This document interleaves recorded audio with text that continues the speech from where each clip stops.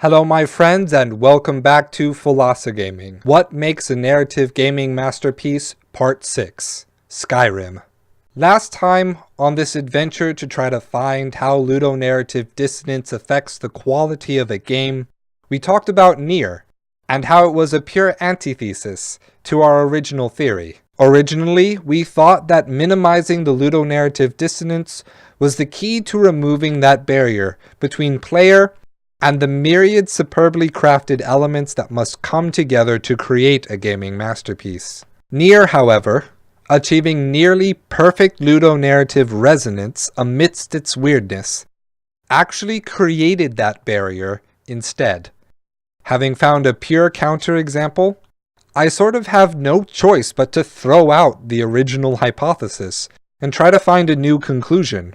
So the final masterpiece game I will look at will be something completely different. Bethesda's The Elder Scrolls has been a critically acclaimed series for nearly every installation.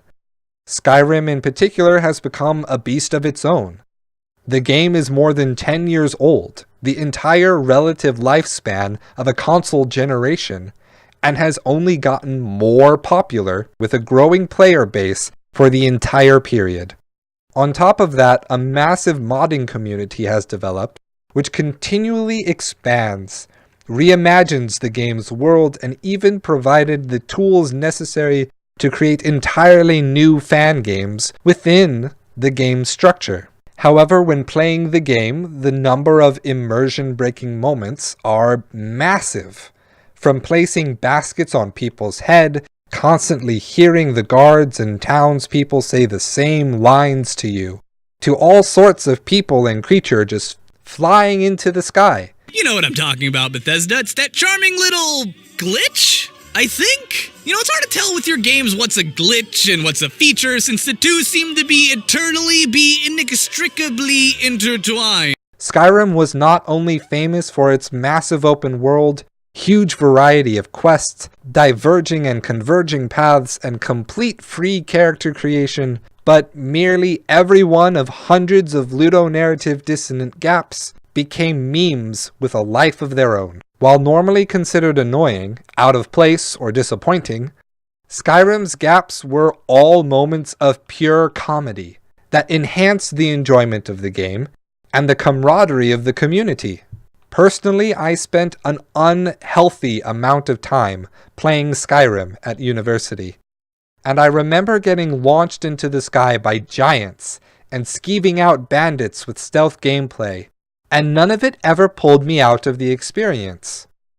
To help explain why I think this is the case, I will turn to the series that inspired the format for this one. Link in the description below, for Gopher Vids recently did a video series analyzing what he liked about each game in order to understand what he called the Elder Scrolls formula.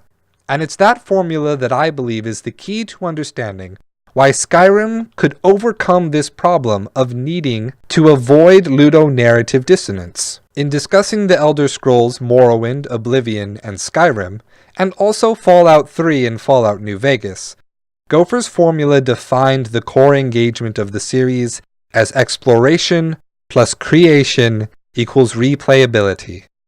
In creating a world that encouraged the player to always go further and see what's over the next ridge, but never forcing the player to do anything. Even the main quest's storyline, players were free to explore a fully detailed world in their own way. Character creation was equally as free, because you can always find a new way to play or change your character to experiment with a different playstyle. However you create your character in both the customization screen at the start and your choices as you play have ramifications, but none so significant that the player is blocked from going and doing what they want to do. What results is that us players gain a feeling that the story and the world are uniquely ours. The game and what happens in it are our own creations. And as a result, ludonarrative dissonance completely does not matter. Being able to scale a cliff on horseback doesn't make any sense, but it gives the player more power to explore. Placing a basket over the shopkeeper's head to steal is stupid and weird, but it defines the kind of character you have chosen to play. Discovering a moment of ludonarrative dissonance was just another part of the story we players created. Thus, these moments became a part of the experience, rather than something that pulled us out of the game. Skyrim represents not merely an antithesis to my original hypothesis, but seemingly it is completely irrelevant to it. So what is the next step? What can we learn from comparing these masterpieces side by side? And what new conclusion can I draw knowing my original hypothesis has been proven wrong? Join me next week as I combine what we've learned to answer the question, what makes a narrative gaming masterpiece once and for all? Thank you so much for watching, and stay true.